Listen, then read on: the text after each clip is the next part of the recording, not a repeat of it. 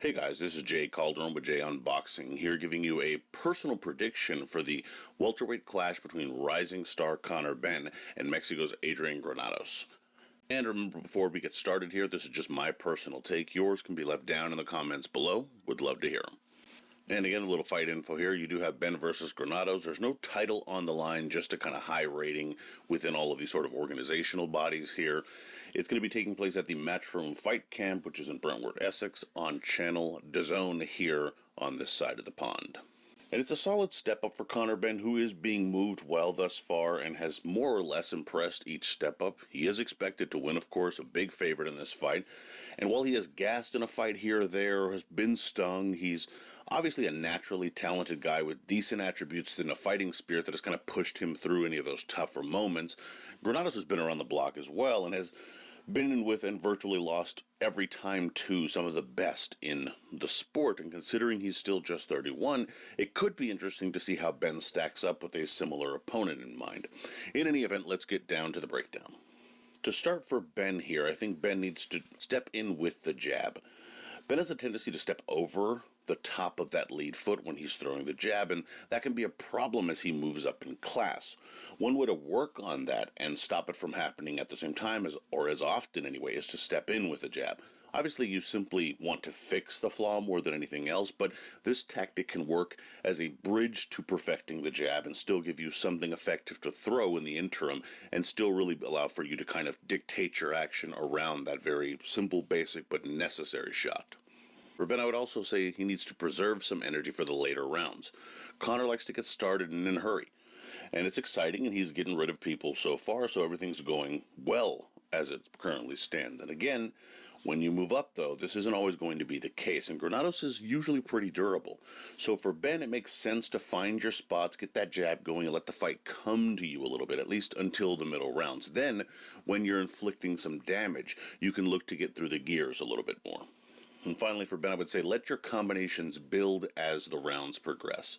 And this sort of ties into the last key to victory. Benn has some scintillating combination shots, but he's also an explosive guy, more than just a naturally quick guy. And that type tends to tire faster if they're just throwing shots without an exact reason to throw them and without leaving something in the tank. Again, you want to get your man into a position where he's feeling your power, but you want to do it responsibly. Put him out of position, use simple movement, use the jab to open him up, and let the combos come naturally in general. Then let your shots build as the fight progresses. Now, for Granados to win, I think he needs to keep his back off the ropes. Of course, Conor Benn's going to want to come forward. That means Granados needs to ensure he doesn't allow himself to become his stuck target. That means staying off the ropes and out of the corners and just away from that kind of danger. A couple of ways you can get that done. Firstly, push your man back and do it like you mean it. Tie him up, get your shoulder into his chest and chin. Make being on the inside an unpleasant experience for Conor. The other way you can do that, of course, is by simply just angling and, biding your time.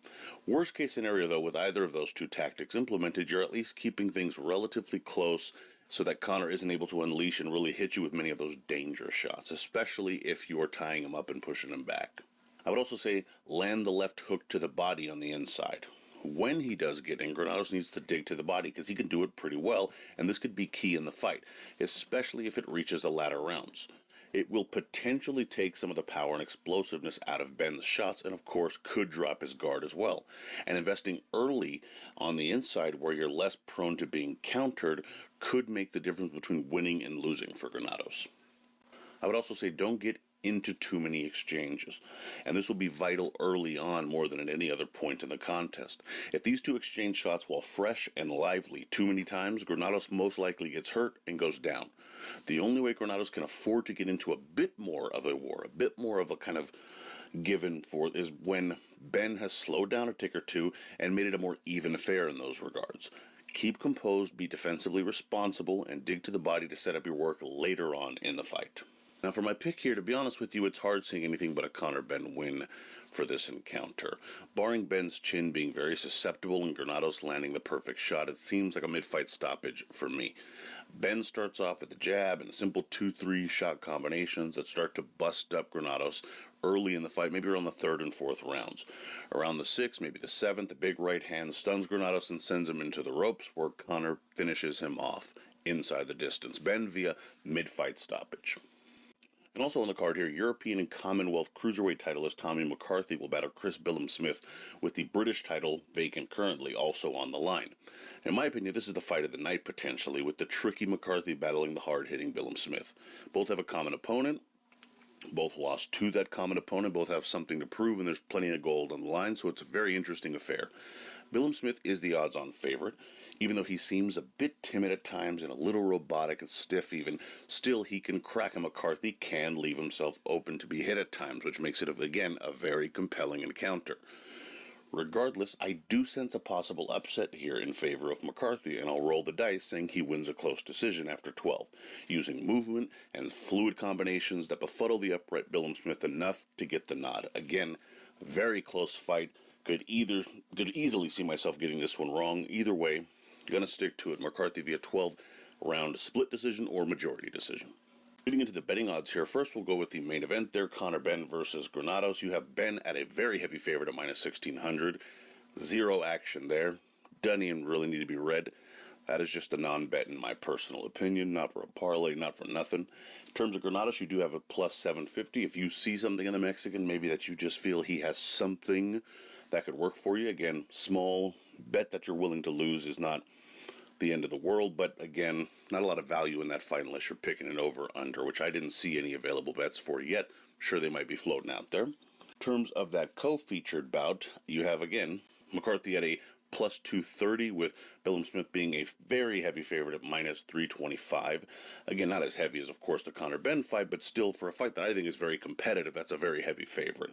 I'm actually very intrigued in putting on a bit of a laydown here for McCarthy. Again, nothing crazy, but sort of a low to mid-range bet for me.